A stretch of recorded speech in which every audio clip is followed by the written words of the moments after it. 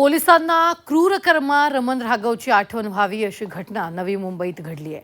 पैसे नसल्याच्या नैराश्यातून एका वॉचमननं रस्त्यातून जाणाऱ्या दोघांची लोखंडी रॉडनं हत्या केली आहे। या प्रकरणी पोलिसांनी तुहीन घोष नावाच्या वॉचमनला अटक केली आहे। काय घडलंय पाहूया। आली कडकी, खोपडी सटकली। लोखंडी रॉडनं 2 जणांची डोकी फोडली।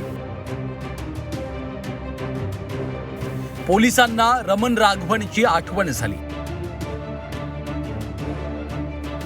तळोजा पोलिसांच्या ताब्यात असलेला हा तुहीन घोष पहा। अतिशय किरकोळ वाटणाऱ्या या तुहीन घोषनं 2 निष्पापांचा बळी घेतलाय। तुहीन घोष तळोजा MIDCत सुरक्षा रक्षक म्हणून काम करतो। त्याच्याकडे पैसे नसल्यानं तो नैराश्यात होता। याच नैराश्याच्या भरात त्यानं रस्त्यावर सायकल घेऊन जाणाऱ्या राजू बासुमतारी याच्यावर लोखंडी रॉडनं हल्ला केला। हे पाहून तिथून चाललेल्या साईनाथ पाटील यांनी तुहीन घोषला हटकलं।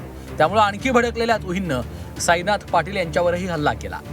सदरचा जो आरोपी आहे त्या घटनास्थळाच्या बाजूला एक कंपनी होती, त्या ठिकाणी सुरक्षा रक्षक म्हणून काम करत होता आणि त्याच्याकडे पैसे नसल्यामुळे तो वैफल्यग्रस्त झालेला होता आणि त्या तणावातून त्यांनी लोखंडी पाईपच्या साहाय्याने रस्त्यावरून जाणाऱ्या एक सायकल स्वार इसमाच्या डोक्यात लोखंडी पाईप घालून त्याला मारलेला आहे। त्याचप्रमाणे एक मोटरसायकलवर जाणाऱ्या व्यक्तीला देखील लोखंडी पाईप घालून त्याला जबर दुखापत केलेली आहे। सुरुवातीला या हत्येचे कोणतेच धागेदोरे पोलिसांना सापडत नव्हते। पोलिसांनी या प्रकरणात अतिशय कौशल्यानं तपास केला। CCTV आणि खबरींच्या माहितीतून त्यांनी आरोपी तुहीन घोषला अटक केली आहे। तळोजा पोलीस स्टेशनचे PI senior PI Pravin Bhagat व त्यांच्या टीमनी याच्यामध्ये तांत्रिक विश्लेषण, आजूबाजूचे जे CCTV फुटेज आणि जे त्यांचं फिजिकल नेटवर्क आहे याची उत्तम प्रकारे सांगड घालून यातील आरोपी निष्पन्न केलेला आहे।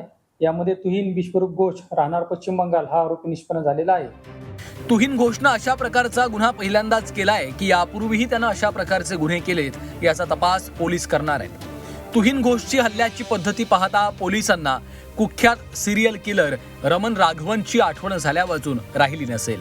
स्वाती नाईक, झी 24 तास, नवी मुंबई।